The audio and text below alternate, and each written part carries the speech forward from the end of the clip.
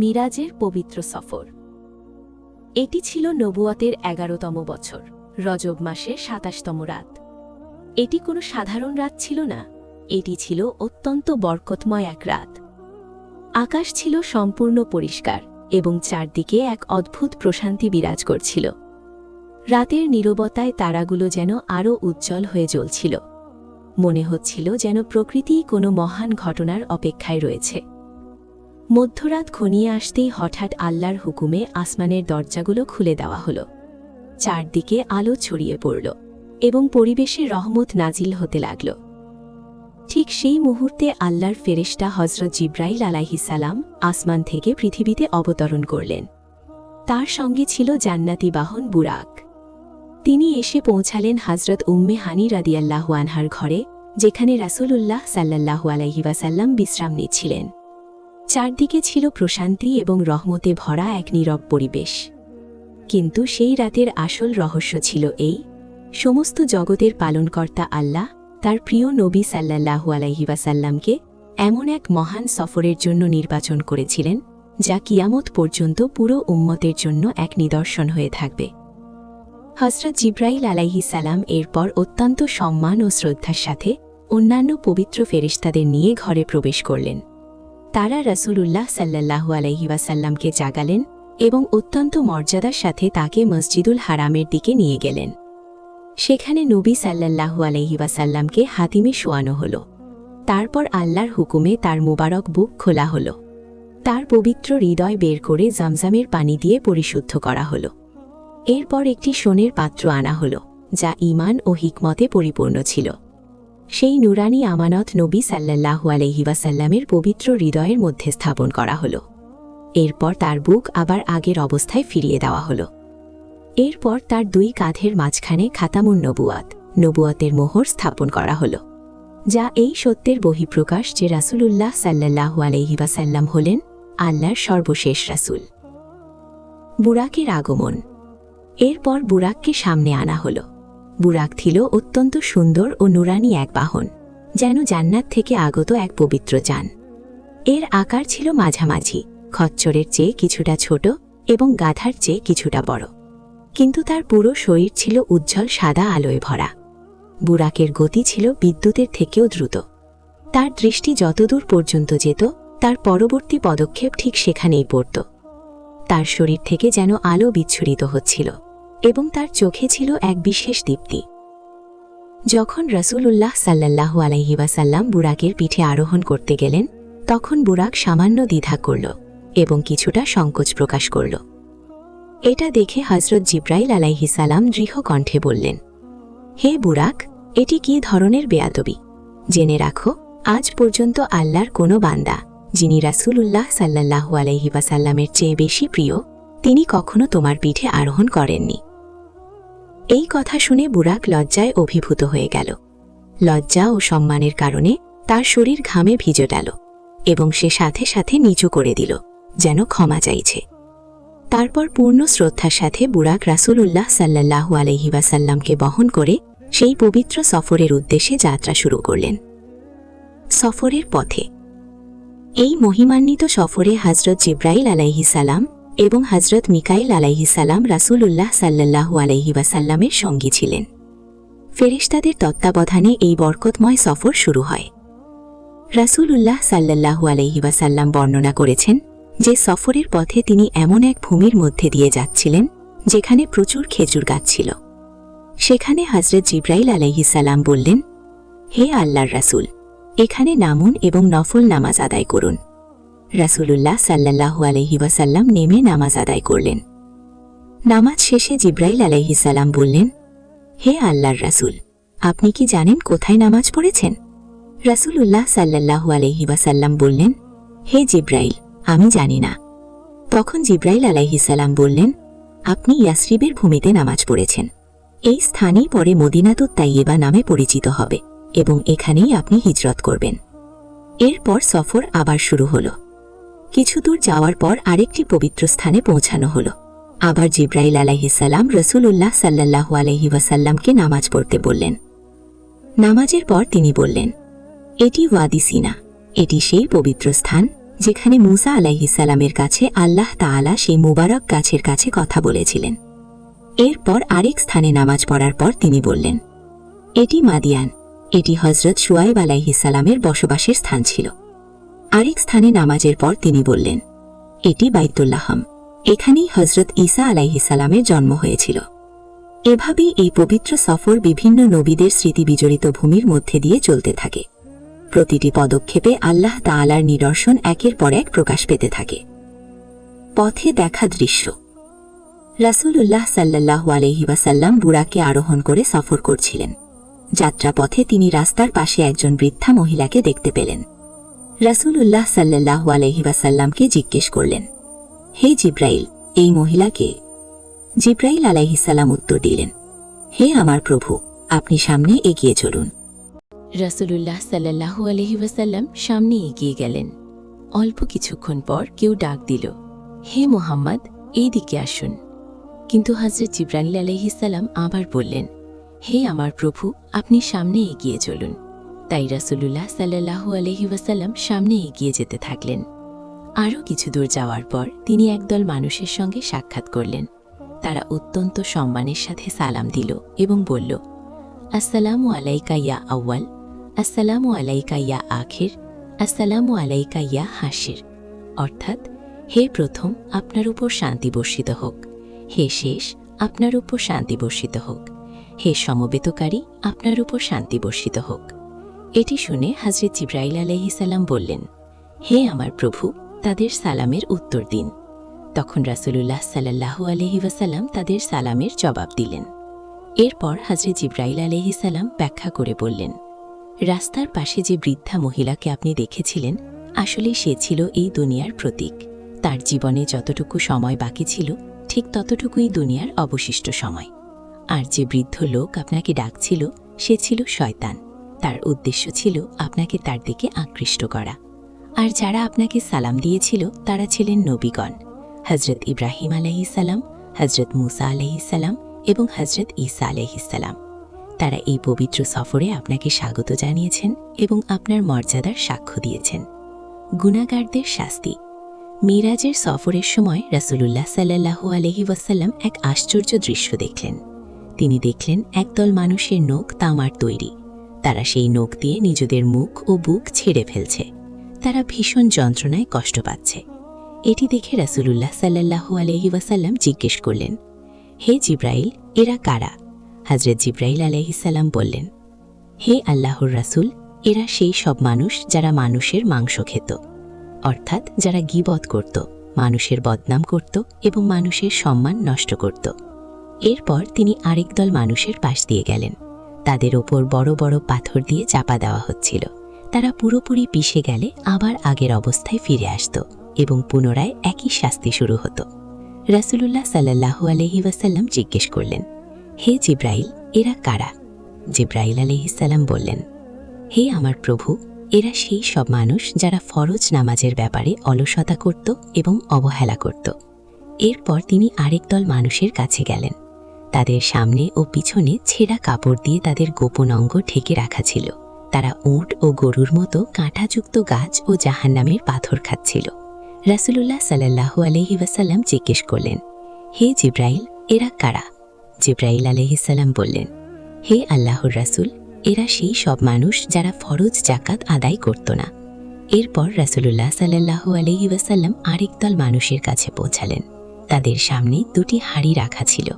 একটিতে ছিল সুস্বাদু রান্না করা মাংস আর অন্যটিতে ছিল পচা দুর্গন্ধযুক্ত মাংস। অবাক করার বিষয় হল, তারা ভালো মাংস ছেড়ে দিয়ে পচা মাংস খাচ্ছিল। রাসূলুল্লাহ সাল্লাল্লাহু আলাইহি ওয়াসাল্লাম জিজ্ঞেস করলেন, হে জিবরাইল, এরা কারা?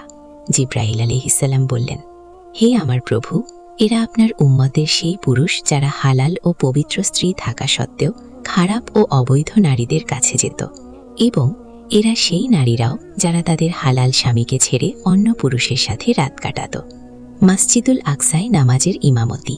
এরপর রাসূলুল্লাহ সাল্লাল্লাহু আলাইহি ওয়াসাল্লাম মহা সম্মান ও মর্যাদার সাথে মসজিদুল আকসায় পৌঁছালেন এবং বুরাক থেকে নেমে গেলেন। সহিহ মুসলিমে হযরত আনাস রাদিয়াল্লাহু আনহু থেকে বর্ণিত আছে, রাসূলুল্লাহ সাল্লাল্লাহু আলাইহি ওয়াসাল্লাম বুরাককে সেই খুঁটির সাথে বেঁধেছিলেন যেখানে পূর্বের নবীরাও তাদের বাহন বেঁধে রাখতেন। এরপর তিনি মসজিদুল আকসায় প্রবেশ করে 2 রাকাত নামাজ আদায় করলেন। অল্প সময়ের মধ্যেই মসজিদে এক বিশাল সমাবেশ জমা হতে লাগল। একজন মুয়াজ্জিন আজান দিলেন এবং তারপর ইকামত বলা হলো। সবাই কাতারে দাঁড়িয়ে গেল। সবার মনে এক প্রশ্ন, আজ নামাজের ইমাম কে হবেন? ঠিক তখন হযরত জিবরাইল আলাইহিস সালাম রাসূলুল্লাহ সাল্লাল্লাহু আলাইহি ওয়াসাল্লামের হাত ধরে তাকে সামনে নিয়ে গেলেন। তারপর রাসূলুল্লাহ সাল্লাল্লাহু আলাইহি ওয়াসাল্লাম সবাইকে নিয়ে নামাজের ইমামতি করলেন। নামাজ শেষ হলে জিবরাইল আলাইহিস সালাম বললেন, হে আল্লাহর রাসূল, আপনি কি জানেন কাদের নিয়ে নামাজ পড়ালেন? রাসূলুল্লাহ সাল্লাল্লাহু আলাইহি ওয়াসাল্লাম বললেন, হে জিবরাইল, আমি জানি না। তখন জিবরাইল আলাইহিস সালাম বললেন, হে আল্লাহর রাসূল, হযরত আদম আলাইহিস সালাম থেকে শুরু করে পৃথিবীতে যত নবী এসেছেন তারা সবাই আজ আপনার পিছনে নামাজ পড়েছেন। আসমানের দিকে আরোহণ। মসজিদুল আকসা থেকে বেরোয়ার পর রাসূলুল্লাহ সাল্লাল্লাহু আলাইহি ওয়াসাল্লাম আসমানের দিকে আরোহণ শুরু করলেন। এই সফরটি সম্পন্ন হয়েছিল জান্নাতের নুরানি রত্ন দিয়ে তৈরি একটি সিঁড়ির মাধ্যমে। সেই সিঁড়ির ডান ও বাম পাশে আল্লাহর ফেরেশতারা দাঁড়িয়েছিলেন। চারদিকে ছিল নূর ও রহমতের পরিবেশ। হযরত আবু সাঈদ খুদরি রাদিয়াল্লাহু আনহু বর্ণনা করেন, তিনি রাসূলুল্লাহ সাল্লাল্লাহু আলাইহি ওয়াসাল্লাম কাছ থেকে শুনেছেন, যখন আমি বাইতুল মাকদিসে আমার কাজ শেষ করলাম তখন আমার কাছে একটি সিঁড়ি আনা হলো। আমি এর চেয়ে সুন্দর সিঁড়ি কখনো দেখিনি। এটি সেই সিঁড়ি যার মাধ্যমে নবীদের রূহ আসমানে আরোহণ করে এবং আবার ফিরে আসে। এরপর হযরত জিবরাইল আলাইহিস সালাম রাসূলুল্লাহ সাল্লাল্লাহু আলাইহি ওয়াসাল্লামকে সেই সিঁড়ি দিয়ে আসমানের দিকে উঠতে সাহায্য করলেন। প্রথম আসমানের দরজা। হযরত জিবরাইল আলাইহিসসালাম রাসূলুল্লাহ সাল্লাল্লাহু আলাইহি ওয়াসাল্লামকে সেই নুরানি সিঁড়ি বেয়ে উপরে উঠতে সাহায্য করলেন। অবশেষে তারা পৌঁছালেন প্রথম আসমানের দরজায়, যার নাম বাবুল হিফজা। প্রথম আসমানে হযরত আদম। যখন রাসূলুল্লাহ সাল্লাল্লাহু আলাইহি ওয়াসাল্লাম প্রথম আসমানে পৌঁছালেন তখন দরজা খোলার আগে প্রহরী জিজ্ঞেস করল, কে? হযরত জিবরাইল আলাইহিসসালাম বললেন, আমি জিবরাইল, আল্লাহর এক ফেরেশতা। দরজার প্রহরী আবার জিজ্ঞেস করল, আপনার সাথে কে আছেন? জিবরাইল আলাইহিসসালাম বললেন, আমার সাথে আছেন সম্মানিত নবী মুহাম্মদ সাল্লাল্লাহু আলাইহি ওয়াসাল্লাম। প্রহরী জিজ্ঞেস করল, তাকে কি ডাকা হয়েছে? জিবরাইল আলাইহিসসালাম বললেন, হ্যাঁ, তাকে ডাকা হয়েছে। এটি শুনে প্রহরী অত্যন্ত সম্মানের সাথে বলল, স্বাগতম, আপনার আগমন অত্যন্ত সৌভাগ্যময়। এরপর প্রথম আসমানের দরজা খুলে দেওয়া হলো। প্রথম আসমানে প্রবেশ করার পর সেখানে হযরত আদম আলাইহিসসালাম উপস্থিত ছিলেন। হযরত জিবরাইল আলাইহিসসালাম বললেন, হে আমার প্রভু, এ হলেন আপনার পিতা হযরত আদম আলাইহিসসালাম, তাকে সালাম দিন। রাসূলুল্লাহ সাল্লাল্লাহু আলাইহি ওয়াসাল্লাম অত্যন্ত সম্মানের সাথে সালাম দিলেন। হযরত আদম আলাইহিসসালাম সালামের জবাব দিয়ে বললেন, স্বাগতম, হে নেক সন্তান, হে নেক নবী, আপনার আগমন অত্যন্ত বরকতময়। এরপর রাসূলুল্লাহ সাল্লাল্লাহু আলাইহি ওয়াসাল্লাম লক্ষ্য করলেন, হযরত আদম আলাইহিসসালামের ডান পাশে অনেক মুখ এবং বাম পাশেও অনেক মুখ রয়েছে। যখন তিনি ডান দিকে তাকাতেন তখন খুশি হয়ে হাসতেন, আর যখন বাম দিকে তাকাতেন তখন দুঃখে কেঁদে ফেলতেন। এটি দেখে রাসূলুল্লাহ সাল্লাল্লাহু আলাইহি ওয়াসাল্লাম অবাক হলেন। তখন জিবরাইল আলাইহিসসালাম ব্যাখ্যা করলেন, হে আমার প্রভু, ডান পাশে রয়েছে তার নেক সন্তানদের আত্মা, যারা জান্নাতবাসী হবে, তাদের দেখে তিনি আনন্দিত হন। আর বাম পাশে রয়েছে তার গুনাহগার সন্তানদের আত্মা, যারা জাহান্নামে যাবে, তাদের দেখে তিনি দুঃখিত হন। আসমান থেকে আসমানে নবীদের সাথে সাক্ষাৎ। এরপর রাসূলুল্লাহ সাল্লাল্লাহু আলাইহি ওয়াসাল্লাম দ্বিতীয় আসমানে গেলেন। সেখানে তার সাক্ষাৎ হল হযরত ঈসা আলাইহিসসালাম এবং হযরত ইয়াহিয়া আলাইহিসসালামের সাথে। তারপর তিনি তৃতীয় আসমানে গেলেন। সেখানে সাক্ষাৎ হল হযরত ইউসুফ আলাইহিসসালামের সাথে। রাসূলুল্লাহ সাল্লাল্লাহু আলাইহি ওয়াসাল্লাম বলেছেন, আল্লাহ তাআলা হযরত ইউসুফ আলাইহিসসালামকে অসাধারণ সৌন্দর্য দান করেছিলেন। চতুর্থ আসমানে তিনি সাক্ষাৎ করলেন হযরত ইদ্রিস আলাইহিসসালামের সাথে। পঞ্চম আসমানে হযরত হারুন আলাইহিসসালাম, ষষ্ঠ আসমানে হযরত মুসা আলাইহিসসালাম এবং অবশেষে তিনি সপ্তম আসমানে পৌঁছালেন, যেখানে তিনি সাক্ষাৎ করলেন হযরত ইব্রাহিম আলাইহিসসালামের সাথে। রাসূলুল্লাহ সাল্লাল্লাহু আলাইহি ওয়াসাল্লাম দেখলেন হযরত ইব্রাহিম আলাইহিসসালাম তার পিঠ বাইতুল মামুরের সাথে লাগিয়ে বসে আছেন। বাইতুল মামুর। বাইতুল মামুর হল ফেরেশতাদের কিবলা। এটি ঠিক কাবা শরীফের উপরে অবস্থান করছে। বলা হয়, যদি বাইতুল মামুর নিচে পড়ে যায় তাহলে তা সরাসরি কাবা শরীফের উপরেই পড়বে। আরও আশ্চর্যের বিষয় হল প্রতিদিন ৭০,০০০ ফেরেশতা বাইতুল মামুরের তাওয়াফ করে, এরপর তাদের আর কখনো সেই সুযোগ আসে না। জিব্রাইল আলাইহিসাল্লাম বললেন, হে আমার প্রভু, এ হলেন আপনার পিতা হজরত ইব্রাহিম আলাইহিসাল্লাম, তাকে সালাম দিন। রাসূলুল্লাহ সাল্লাল্লাহু আলাইহি ওয়াসাল্লাম সালাম দিলেন। হজরত ইব্রাহিম আলাইহিসাল্লাম জবাব দিয়ে বললেন, মারহাবান বিল ইবনে সালেহ ওয়ান নবিয়ে সালেহ, অর্থাৎ স্বাগতম নেক সন্তান এবং নেক নবী। সিদরাতুল মুনতাহা। এরপর আসমানের সীমানা পেরিয়ে সফর পৌঁছালো আল্লাহ তাআলার নৈকট্যের দিকে। রাসূলুল্লাহ সাল্লাল্লাহু আলাইহি ওয়াসাল্লাম বলেছেন, তারপর আমাকে সিদরাতুল মুনতাহার কাছে নিয়ে যাওয়া হলো। সিদরাতুল মুনতাহা একটি নুরানি গাছ, যা দেখতে কুল গাছের মতো। এর ফল ছিল মাটির বড় কলসির মতো বড়, আর এর পাতা ছিল হাতির কানের মতো বিশাল। একটি গুরুত্বপূর্ণ বিষয় হল, পৃথিবী থেকে যা কিছু উপরে ওঠে তা সিদরাতুল মুনতাহায় এসে থেমে যায়, তারপর সেখান থেকে আরও উপরে নিয়ে যাওয়া হয়। আবার আসমান থেকে যা কিছু নিচে নামে সেটিও সিদরাতুল মুনতাহায় এসে থামে। এই কারণেই এর নাম সিদরাতুল মুনতাহা, অর্থাৎ সেই সীমার কুল গাছ। সেখানে 4টি নদী ছিল, 2টি গোপন নদী, 2টি প্রকাশ্য নদী। রাসূলুল্লাহ সাল্লাল্লাহু আলাইহি ওয়াসাল্লাম জিজ্ঞেস করলেন, হে জিব্রাইল, এগুলো কি নদী? জিব্রাইল আলাইহিসসালাম বললেন, হে আমার প্রভু, 2টি গোপন নদী জান্নাতের নদী, আর 2টি প্রকাশ্য নদী হল নাইল ও ইউফ্রেটিস। 3টি পাত্র।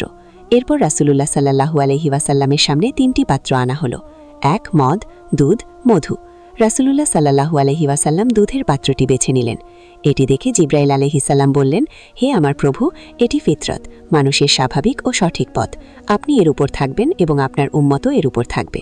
আল্লাহর নৈকট্য। এরপর রাসূলুল্লাহ সাল্লাল্লাহু আলাইহি ওয়াসাল্লাম আসমানের সব স্তর ও সিদরাতুল মুনতাহা অতিক্রম করে পৌঁছালেন এক মহান স্থানে, যার নাম মুস্তাওয়া। সেখানে তিনি কলমের লেখা শব্দ শুনতে পেলেন। এটি সেই স্থান যেখানে তাকদীরের কলম আল্লাহর ফয়সালা লিখছিল। ফেরেশতারা লৌহে মাহফুজ থেকে আল্লাহর নির্দেশ নকল করছিল। বর্ণনা আছে, তার বাহনের জন্য একটি সবুজ মখমলের গদি আনা হয়েছিল। রাসূলুল্লাহ সাল্লাল্লাহু আলাইহি ওয়াসাল্লাম সেটির উপর আরোহণ করে সামনে এগিয়ে গেলেন, যতক্ষণ না তিনি পৌঁছালেন আল্লাহর নৈকট্যের পর্দার কাছে। হঠাৎ সেই পর্দার আড়াল থেকে একজন ফেরেশতা উপস্থিত হলেন। রাসূলুল্লাহ সাল্লাল্লাহু আলাইহি ওয়াসাল্লাম তাকে দেখে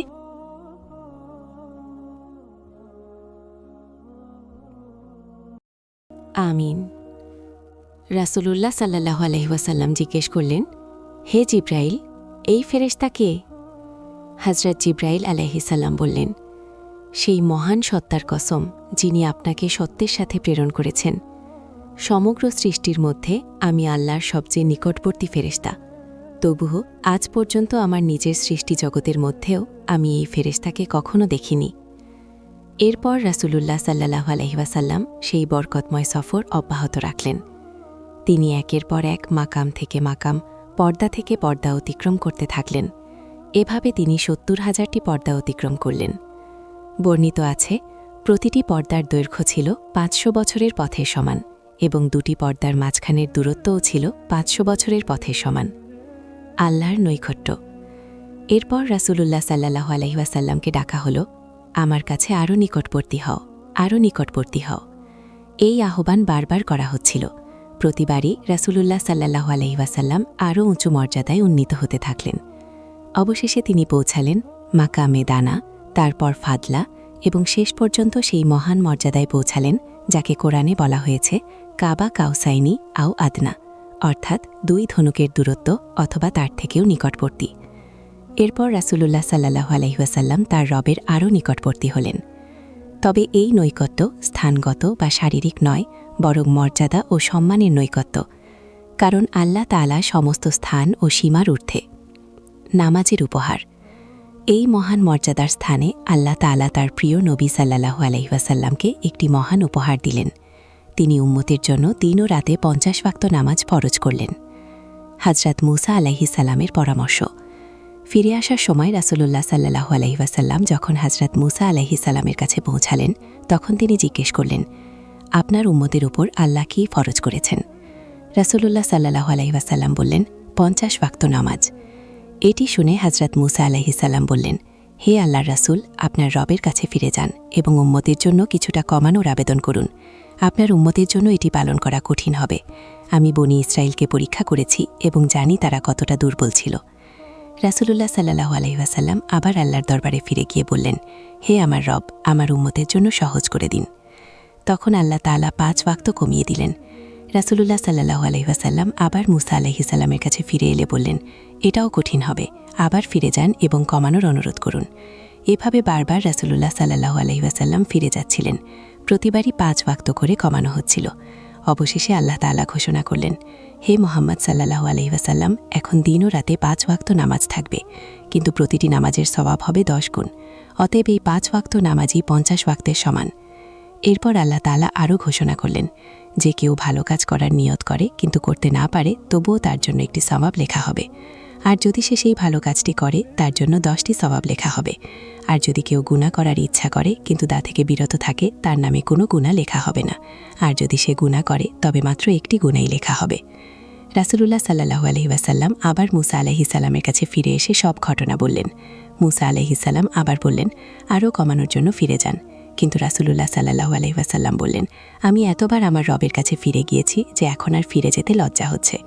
প্রত্যাবর্তন। এরপর রাসূলুল্লাহ সাল্লাল্লাহু আলাইহি ওয়াসাল্লাম আল্লাহর বিশেষ নৈকট্যের সম্মান লাভ করে উম্মতের জন্য নামাজের উপহার নিয়ে ফিরে আসার সফর শুরু করলেন। পথে হযরত জিবরাইল আলাইহিস সালাম বিনয়ের সাথে বললেন, হে আল্লাহর রাসূল, আপনি সত্যি সমগ্র সৃষ্টির মধ্যে সবচেয়ে সম্মানিত ও নির্বাচিত। আজকের রাতে আল্লাহ আপনাকে এমন মর্যাদা দিয়েছেন যেখানে কোনো নিকটবর্তী ফেরেশতা বা কোনো নবীও কখনো পৌঁছাতে পারেননি। এরপর জিবরাইল আলাইহিস সালাম রাসূলুল্লাহ সাল্লাল্লাহু আলাইহি ওয়াসাল্লামকে জান্নাত ও জাহান্নামের বিভিন্ন স্তর দেখালেন। এরপর রাসূলুল্লাহ সাল্লাল্লাহু আলাইহি ওয়াসাল্লাম আসমান থেকে নেমে আবার বাইতুল মাকদিসে পৌঁছালেন। সেখান থেকে তিনি মক্কার দিকে রওনা হলেন। অবশেষে তিনি পৌঁছালেন হযরত উম্মে হানি রাদিয়াল্লাহু আনহার ঘরে, যেখান থেকে এই বরকতময় সফর শুরু হয়েছিল। আশ্চর্যের বিষয় হলো, তিনি যখন ফিরে এলেন তখনও রাতের কিছু অংশ বাকি ছিল। মিরাজের মহিমা। এই বরকতময় রাতে আল্লাহ তাআলা তার প্রিয় নবী সাল্লাল্লাহু আলাইহি ওয়াসাল্লামকে এমন এক মহান মর্যাদা ও সম্মান দান করেছেন যা আর কাউকে দেওয়া হয়নি। এই রাতে তিনি লাভ করেছিলেন আল্লাহর বিশেষ নৈকট্য। এই সম্মানের প্রকৃত মহিমা ভাষায় প্রকাশ করা সহজ নয়। এরপর আল্লাহ তাআলা তার প্রিয় নবী সাল্লাল্লাহু আলাইহি ওয়াসাল্লামকে নামাজের উপহার দিয়ে উম্মতের কাছে পাঠালেন, যাতে উম্মতের জন্য আল্লাহর দরবারে দাঁড়ানোর দরজা খুলে যায়। আল্লাহ তাআলা আমাদের সবাইকে নামাজের উপর অটল থাকার তৌফিক দান করুন, আন্তরিক ভালোবাসা ও পূর্ণ আনুগত্য দান করুন। আমিন।